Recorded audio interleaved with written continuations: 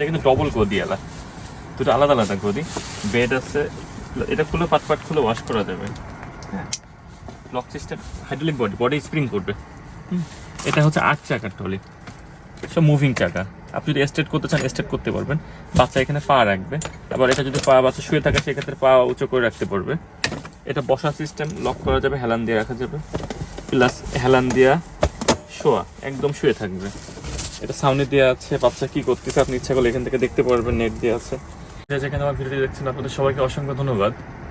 আজ কিছু ট্রলির কালেকশন নিয়ে আসছি, নতুন আজকে ঢুকছে মাল। এগুলো মডেল আছে 3টা মডেল এবং হিউজ কালেকশন আছে, আপনার যদি একাধিক প্রোডাক্ট লাগে দেওয়া যাবে। প্রথম যে ট্রলিটা নিয়ে আসছি এটা হচ্ছে এই ট্রলিটা, এটা সব থেকে আমাদের রানিং ট্রলি। হ্যাঁ, এটা কিন্তু ডবল গদি আলা, দুটো আলাদা আলাদা গদি। বেড আছে, এটা খুলে পাট খুলে ওয়াশ করা যাবে। হ্যাঁ, lock system, hydraulic body, body spring করবে। এটা হচ্ছে 8 চাকার।